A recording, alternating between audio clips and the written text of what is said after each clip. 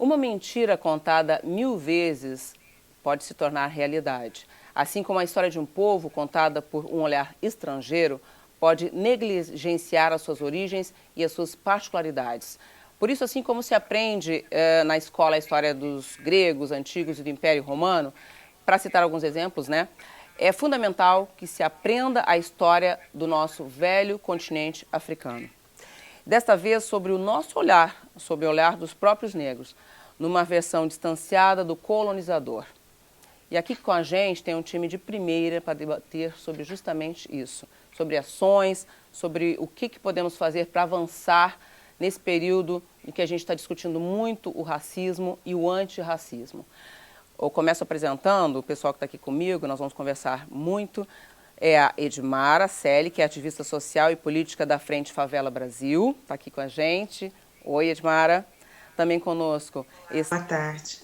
Boa tarde. Também Carlos Janã, que é coordenador de fomento da Secretaria Municipal de Cultura do Rio de Janeiro. Oi, Janã. Me ouve? Tudo tranquilo? Oi, tranquilo. Boa tarde a todos. Boa tarde. E Negrogum, que é presidente do Conselho Estadual dos Direitos do Negro, o CEDINE. Oi, Negrogum. Boa tarde a todas, boa tarde a todos. Abedel Gu. Sejam muito bem-vindos a esse programa. Nós temos muito o que falar e eu já começo perguntando o seguinte. Muita gente afirma, quando a gente vai conversar com algumas pessoas e debater sobre racismo e tal, muita gente diz assim, mas aqui no Brasil não tem racismo, o que tem aqui é uma desigualdade social, né? Nós somos pobres, a gente também tem muita coisa que as pessoas não nos dão oportunidade, quer dizer, a afirmação é essa. Eu perguntaria para vocês o que se responde para uma pessoa que ainda pensa assim. Quem pode responder? Vou pedir Edmara, por favor. Vamos lá, então. A princípio, a gente precisaria de tempo, né, para conversar com essa pessoa com um olhar histórico, mostrando para ela desde o início, né, do que é Brasil, dessa formação da conjuntura que é o Brasil. Só que o tempo urge, nós temos muita urgência. Então, quando a mim perguntam sobre esse aspecto, a minha resposta é se você ampliar o seu olhar, onde é que o negro é maioria? O negro não é maioria nos espaços de poder, o negro não é maioria em nenhum lugar de planejamento, de desenvolvimento humano. O negro está, em sua maioria, nas favelas, sobrevivendo em condições extremas de pobreza. O negro, em sua maioria, está no cárcere. Então, essa visão já desfaz o que a pessoa apresenta como sendo um argumento de querer dizer que a nossa situação aqui no Brasil é somente social, de uma desigualdade econômica.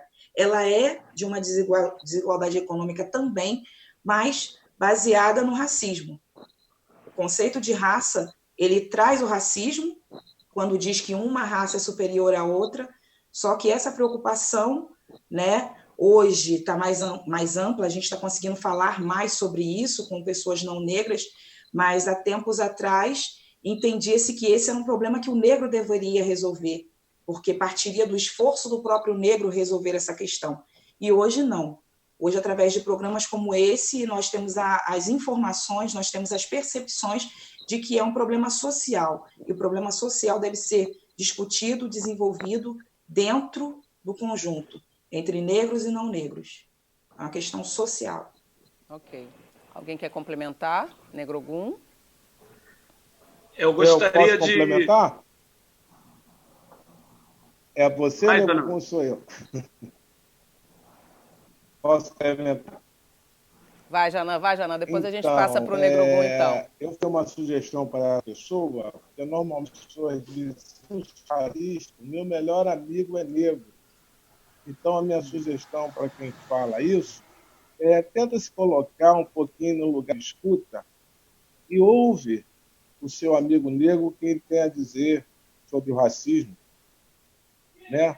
talvez, se você se colocar nesse lugar, você pode ampliar um pouco a sua cabeça e entender que o racismo no Brasil é um racismo estrutural, né? Ele se dá de várias formas. Como é que você se comporta? Você diz que não é racista, mas como é que você se comporta diante, por exemplo, do racismo recreativo? Quantas piadas você ouviu e quantas situações você viu algum negro passar e qual foi a tua reação? Se você é antirracista, você interferiu de alguma forma? Então, esse lugar de escuta, para mim, é muito importante, porque quando você escuta o outro, você percebe a situação do outro. Eu proporia 3 exercícios, que as pessoas ficassem 1 hora na esquina da Presidente Vargas, em frente à Central do Brasil. Depois ela ficasse meia hora, uma...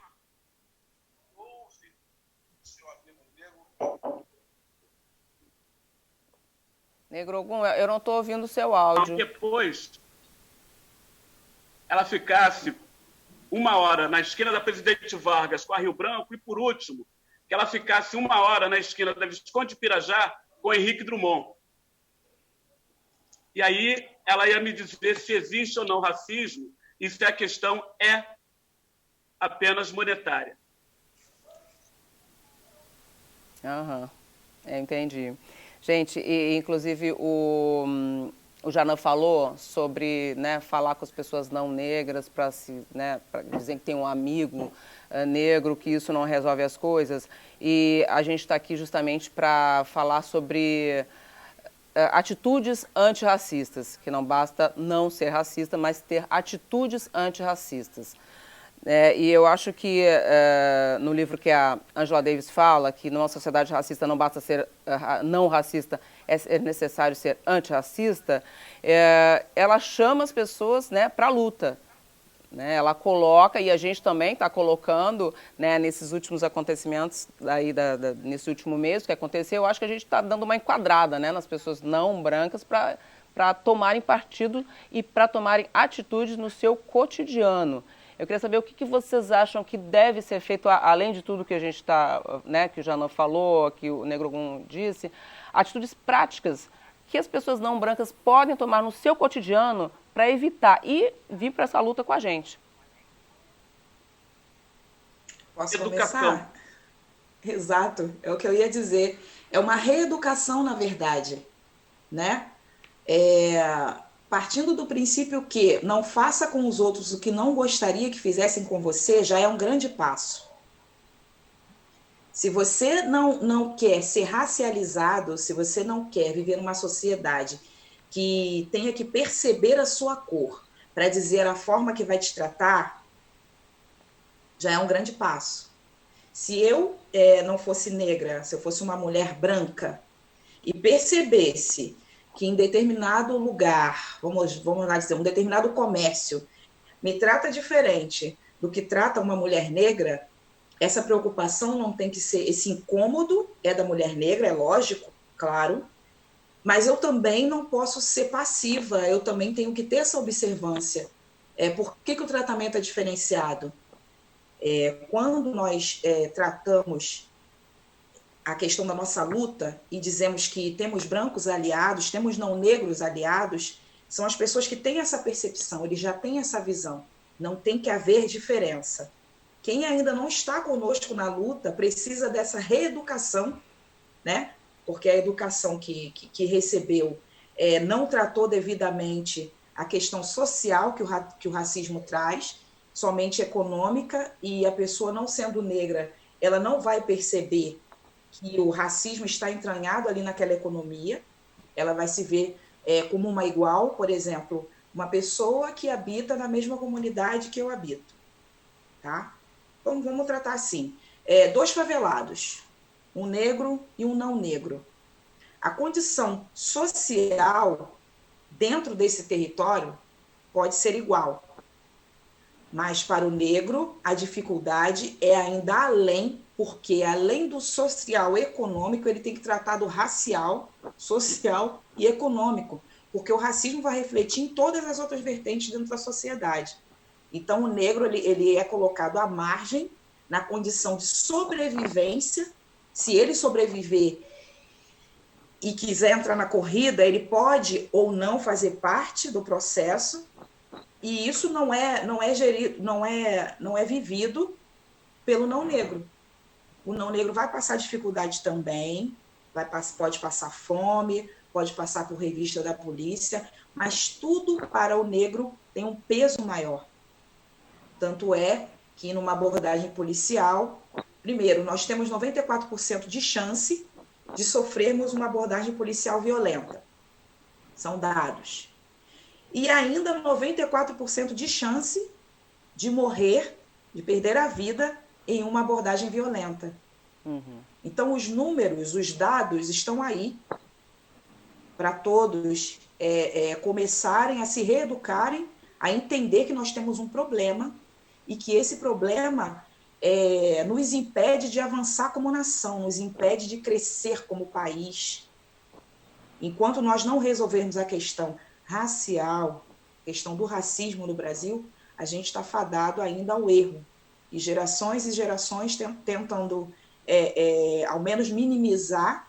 Negro Ogum é um exemplo dessa luta. Quantos anos o Negro Ogum está aí, né, nos fortalecendo, servindo de exemplo, e ainda assim, em pleno 2020, a gente ainda tem que estar abordando esse tema, dizendo que as pessoas precisam de educação. Pois é, justamente. E tudo começa também pela educação, né? E que eu acredito que os órgãos públicos, né, as políticas têm que ser voltadas para isso e cobradas, além de ser, né? Não adianta fazer uma lei que não seja cumprida. E depois a gente vai detalhar isso, tá? Mas agora eu gostaria que o Janan falasse sobre o que o município, né? Qual é a política que está fazendo para justamente conseguir conscientizar e educar as pessoas, o contato com a história. Fala pra gente, Janan. Bom, para quem não sabe, eu trabalho na Secretaria Municipal de Cultura, sou coordenador de fundo. A gente tem tentado implementar políticas públicas que levem em consideração exatamente essas pautas.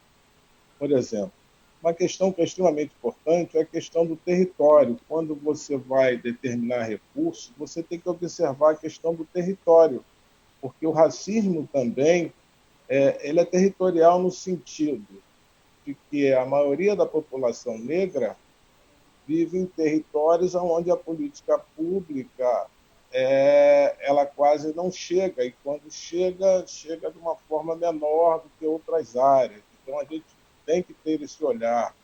Uma outra coisa, temos que levar em consideração a equidade, porque a equidade é extremamente importante, porque a gente parte do princípio que tem que ter uma reparação, né? Quando se fala muito em igualdade, mas igualdade ela só se dá quando há exatamente igualdade de condições. Então, é muito difícil essas questões que colocam de meritocracia, uma série de argumentos, quando você não tem uma equidade, não se parte do mesmo patamar, do mesmo princípio. Então, temos que desenvolver políticas públicas com esse olhar. Vou dar um exemplo. Nós estamos fazendo agora, até uma boa notícia, que vai ter agora, foi sancionada a lei de auxílio emergencial, a lei Aldir Blanc, e nós aqui do município vamos ter que produzir editais, e eu estou aqui junto ao secretário para que a gente faça um edital que tenha exatamente esse olhar, para que a gente possa atingir a ponta. E quem está na ponta? Quem está na ponta são os negros, em sua grande maioria, que tem muita dificuldade de acesso. Então, nós estamos aqui com esse olhar. Uma outra questão, que é extremamente importante, acho que a gente vai falar mais na frente, é a implementação da Lei 10.639, né, que define como a cadeira do ensino da história da África. Nós precisamos conhecer a nossa história, a nossa verdadeira história. E aí aproveito também para parabenizar aí a direção da Multirio, porque colocar esse tema aí, que a gente tem a possibilidade de falar para a rede pública de ensino, para os alunos, para os professores, é muito importante. Ok, a gente vai falar sobre a Lei 10.639 daqui a pouco, a gente vai dar uma tocada nesse assunto mais profundamente, mais adiante, tá, Janã? Agora, Negrogum, fala pra gente, então, sobre o seu trabalho, essa conscientização, né? Eu sei que você atua muito nessa coisa, assim, de nomear, de dar nome da história, principalmente aí do centro, né, da nossa pequena África aí no centro do Rio de Janeiro. Conta um pouquinho pra gente no que isso pode influenciar as pessoas. Eu volto daquele velho papo, né? Ninguém nasce racista. As pessoas aprendem a ser racistas, elas estão formadas racistas. As nossas crianças, os nossos jovens, desde pequeno, eles vêm tendo vários exemplos de destruição, de desconstrução da sua ancestralidade. Então, quando fala do africano, já é uma generalização, como se fosse apenas um povo. Não, são povos tradicionais africanos, são várias civilizações. E quando viemos para cá, para o Brasil, e fomos escravizados, que nós não somos escravos, nós fomos escravizados. Nesse processo de escravização, muitas das nossas boas histórias, muitas do nosso legado, ou ele foi apagado, enterrado, ou ele foi roubado. O que é roubado? Muitas das nossas descobertas, muito do nosso trabalho, dos nossos ancestrais, outros atores tomaram a titularidade daquelas obras. Quando nós, ano passado, tivemos uma articulação, nós, que eu digo, o CEDINE, com as entidades do movimento negro, e junto ao IFAM, junto ao VLT e a Prefeitura e outras entidades, na questão aqui das obras do VLT, na linha 2, nós fomos muito objetivos nas questões. Nós queríamos reparação e queríamos a preservação. Reparação da nossa história e preservação da nossa história, principalmente naquela parte nevrálgica, ali em frente à Igreja de Santa Rita, onde tem o cemitério dos Pretos Novos. Por ali era o primeiro cemitério dos Pretos Novos, depois o outro que foi lá para a Rua Pedro Ernesto, onde está o IPN hoje. E ali nós conseguimos, exercitando na articulação, o reconhecimento de não somente fazer a obra, não somente escavar, mas fazer uma obra que não danificasse o território sagrado, não houvesse a remoção dos restos mortais dos nossos ancestrais e que desse uma ressignificação a todo esse espaço. E aí qual foi a nossa proposta? Que as estações do VLT nesse perímetro tivessem nomes associados à nossa afirmação. Daí nós conseguimos, aqui em frente à Central, que passou a ser Praça Cristiano Ottoni, Pequena África. A Camerinos passou a ser Camerino Rosas Negras. Por que Rosas Negras? Remete às negras, mulheres de ganho, que através do seu ganho ela comprava a alforria de outras pessoas. Através do seu trabalho, da sua lida. E elas tinham um trabalho com a rosa, elas tinham rosas negras que eram para se identificar e identificar o seu processo de abolição, de libertação. Lá na estação de Santa Rita passou a ser Santa Rita, Pretos Novos. E a estação lá do outro lado, que já estava pronta, que era a Parada dos Navios, passou a ser Parada dos Navios, Cádiz Valon. E nós agora estamos com um pleito, que em breve, com certeza, nós vamos atingir, que é a Praça 15, a estação Praça 15, passar a ser chamada a estação Praça 15, João Cândido. Essa é a nossa proposta. Por quê? Porque as pessoas, quando começam a entender, começam a ouvir, Pequena África, por que Pequena África? Vão lá no Totem, vão ler a história e vão saber toda a história, todo o perímetro da Pequena África. Rosas Negras, Pretos Novos. E é aí, não adianta nós falarmos que temos que combater o racismo, que temos que ter uma reparação, se não tivermos, de fato, uma forma didática, objetiva, emergencial, que atenda a isso. Quando eu falo que ninguém nasce racista, ninguém nasce racista. Mas nós vemos, infelizmente, nas escolas, no currículo escolar, a ausência da nossa história, a ausência da nossa realização. E hoje, infelizmente, nós temos outros problemas maiores, que é a demonização da nossa cultura. Então, nós precisamos cada vez mais da unidade, da união, do empenho de todos nós. Não adianta somente o movimento negro, não adianta somente a prefeitura, o governo do Estado, as entidades. Não. Todos nós temos que estar unidos e com essa visão, porque somente assim nós vamos mostrar que nós estamos no caminho realmente de atacar o racismo. Negro Ogum, que bom que você já tocou no assunto. Vamos falar agora, então, já sobre a Lei 10.639, já que você puxou esse assunto. Mas antes disso, eu queria convidar vocês, depois o Negro Ogum me ajuda com o endereço, né, para as pessoas visitarem, né, o cemitério dos Pretos Novos, aquela casa onde tem restos ali, né, tem ossos. É muito emocionante, muito legal a gente conhecer. Eu não sei se está aberto agora, Negro Ogum, com essa história de pandemia, mas então, pessoal, depois anotar, você passa depois para a gente, que a gente informa, o pessoal fazer essa visita e também, né, indo ali, né, no caso do Valongo, fazer, né, toda essa visitação, que inclusive é a casa dos Pretos Novos, lá da nossa querida amiga, que, né, ia alugar aquela casa, né, comprou a casa, mas se viu em cima de um cemitério, né, eles proporcionam essa visita e é por um historiador. Olha, vocês vão curtir, que é muito legal, muito emocionante. Depois você me ajuda, tá, Negro Ogum, pra gente ver o endereço direitinho lá, que eu não me recordo. Rua Pedro Ernesto, 75. 75? Aliás, 115, desculpa. 115, Pedro Ernesto 115. Vale a pena, gente. Vale a pena. Olha só, vamos falar então sobre a Lei 10.639. Oi, desculpa. Oi? IPN, isso, Instituto de Pretos Novos. É isso aí. Gente, vamos falar sobre essa lei, então, que é super importante, que ela é de 2013, já faz um bom tempo que ela está por aí.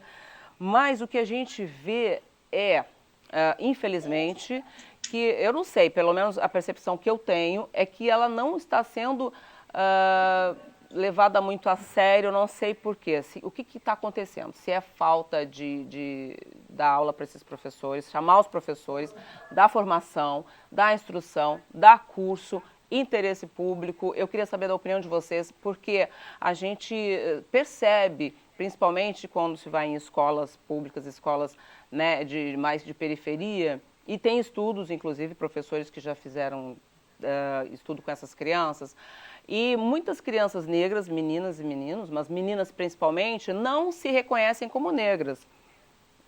Ou elas não se reconhecem, elas não querem, ou elas... É um problema muito sério, né? No momento que a gente está precisando de empoderamento, precisando de que comece com crianças, que eu acho que é por aí que começa o trabalho realmente, a gente vê essa resposta das meninas, né? Elas não querem ser negras.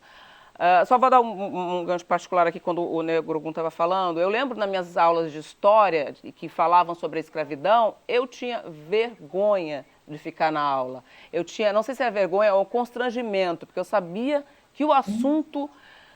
Entendeu? Eu tinha vergonha do modo como dava aquela aula, que era escravo, é uma coisa tão pesada para a gente, era horrível ouvir. Eu detestava essa parte da aula, detestava. Enfim, isso tudo tem que mudar. Agora eu acho que já, né, com certeza a história está sendo contada de um outro jeito, mas queria falar, inclusive, queria saber de vocês. Oi. Você tem acesso ao conteúdo. Você tem acesso ao conteúdo eurocentrista, né? Então fala da Grécia, fala da Roma, com tanto romantismo, com tanta beleza, lirismo.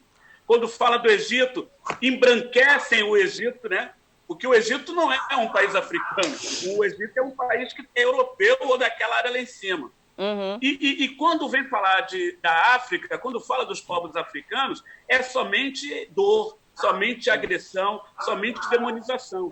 Não tem como você querer trabalhar o antirracismo se você continua dentro de uma sala de aula. Quem é que quer estar do lado do bandido? Quem é que quer estar do lado do perdedor? Ninguém, ainda mais uma criança. Isso. Ainda mais uma criança. Quando eu vou nas escolas dar palestra, são dois momentos. Quando eu chego, que é aquela galhofa, aquela coisa, por causa dos meus dreads, por causa das minhas roupas, e depois as crianças, os jovens me agarrando, não querendo deixar eu ir embora, porque eles ficam doidos com tanta informação. E essas informações não precisamente a Edmara, ou eu, ou o Janã, ou o outro. Nós temos muitos professores aí capacitados.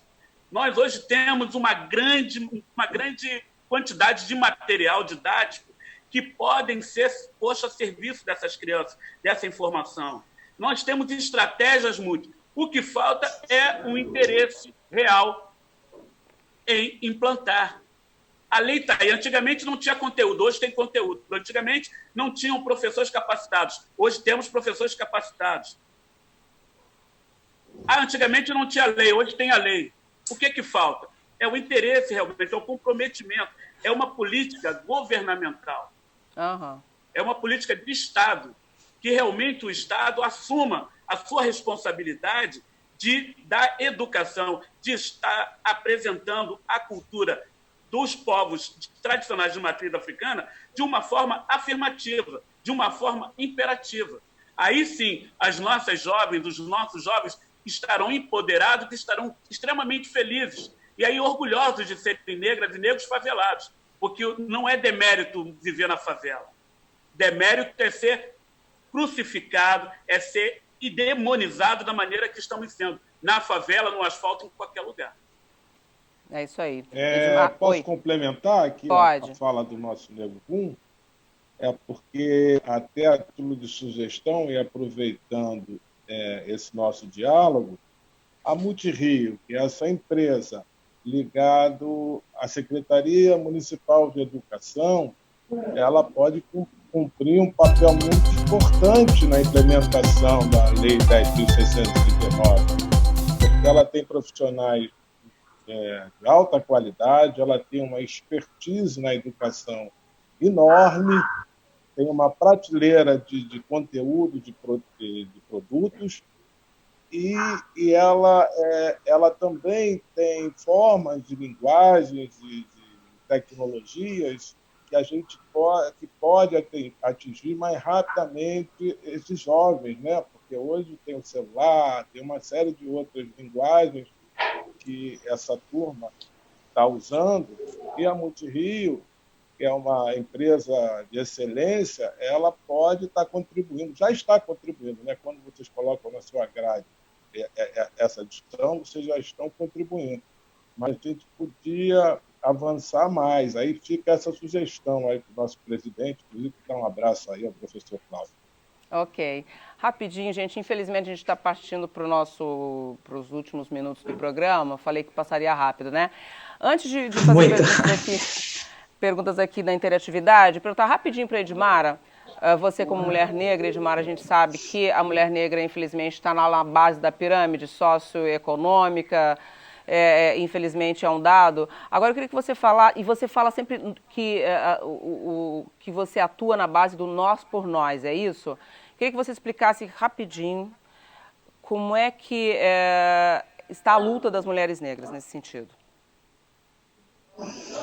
A luta das mulheres negras sempre houve e sempre haverá. Nós estamos na base, né, como você bem disse, e essa base é forte, mas nós precisamos também avançar. Em tempos de pandemia, quando a gente fala que está fazendo o nós por nós, é o que a gente sempre fez. A gente sempre se cuidou das nossas comunidades, isso é historicamente falando. Nós sempre fomos base e base forte, mas a gente precisa também do auxílio da sociedade, né, que não habita esses territórios, e também do poder público, para olhar essas mulheres como lideranças verdadeiras que são, e usar mecanismos, ferramentas para que elas avancem, né? Muitas empreendedoras, vamos fazer dessas mulheres empresárias. Acho que o olhar tem que ser mais profundo com relação à luta da mulher, a gente não consegue pautar totalmente aqui, mas estamos aí, estamos de pé e precisamos de toda uma junção social para que a gente continue avançando e, com isso, cuidando de toda a sociedade, que esse é o papel da mulher, né? A gente acaba cuidando de nós e cuidando dos nossos e cuidando de todos. Ok, obrigada, Edmara. Gente, eu tenho perguntas aqui da interatividade, eu vou fazer para vocês aqui, deixa eu ver aqui. A equipe da sala de leitura Camilo Castelo Branco pergunta o seguinte: na publicidade, por exemplo, observamos modelos negros. Esta iniciativa é sinal de uma conduta antirracista ou apenas o politicamente correto? O que vocês acham? Bom, aí depende muito, mas normalmente nessa área, né, que é a área que publicidade, né? Falando de modelo, publicidade, infelizmente, geralmente você vê aí, fica muito em cima de uma estética branca, né? Geralmente quem tem o espaço e está nesse mercado, pelo menos enquanto modelo ou enquanto uma figura que vai aparecer, geralmente são escolhidos, já que tem que colocar negro, e é politicamente correto colocar negro, mas é dentro de uma estética branca. Eu vejo aqui nós temos um curso, né, de modelo de manequim, o GPMS, uma grande parceria aqui no Cedini. E nós vemos a dificuldade que é para inserir essas meninas, esses meninos, no mercado. Porque são lindas, lindos, maravilhosos, corpos esculturais, pessoas extremamente preparadas, mas aí o mercado não absorve porque eles não estão dentro do parâmetro que o mercado ainda exige hoje. O que você vê na rua não é o que você vê na televisão.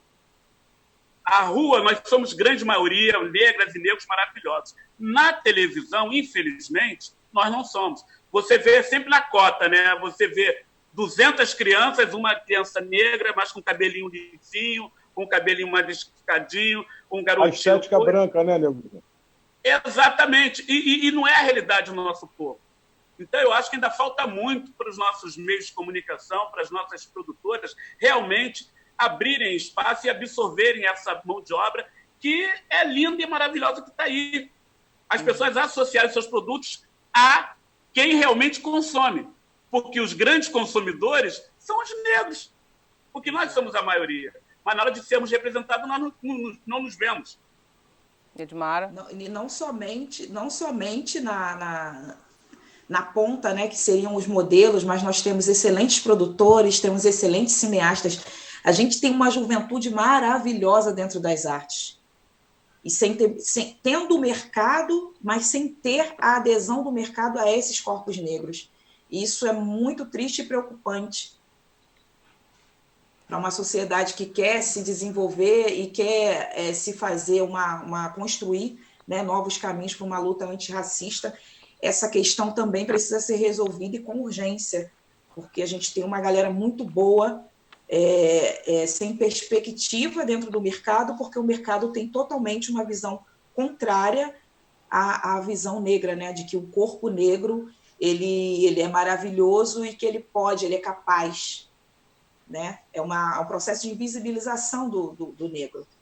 E a propaganda é uma das ferramentas mais incisivas na autoestima, porque muitos desses negros, embora em casa sejam educados, sejam incentivados, empoderados, mulheres principalmente, quando ela chega na hora da realização do sonho dela, ela percebe que quem está ali na porta é o racismo.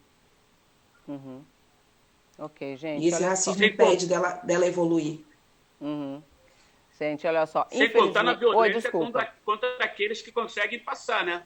A gente vê aí os casos de Maju, nós vemos Exato. O caso de Isabel Filardi, tantas e tantos outros aí, mulheres negras lindas que batalharam e ralam. Quando elas conseguem a visibilidade, aí são atacadas porque não admitem que elas ali estejam. É muito complicado isso. Gente, eu tenho a agradecer a presença de vocês. Infelizmente, nosso programa está terminando. Esse programa a gente ia ficar a tarde inteira aqui conversando. Nós vamos conversar de novo, trazer essa pauta, porque é sempre atual e tem que estar sempre sendo discutida, eu acredito, né? E um programa como esse só me deixa com mais presença assim na minha cabeça de que a gente precisa falar quanto mais melhor e seguir para ação, entendeu? Para ação e realmente enquadrar todo mundo e para a gente lutar junto, porque eu acho que daqui não tem mais volta, não tem mais volta.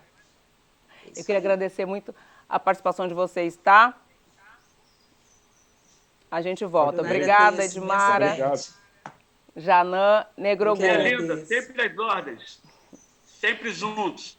Tá bom. Vocês que nos assistiram até agora, muito obrigada pela presença aqui. A gente se vê no próximo #Educa em Casa, na terça-feira, ao 12:30. Eu espero você. Tchau, tchau.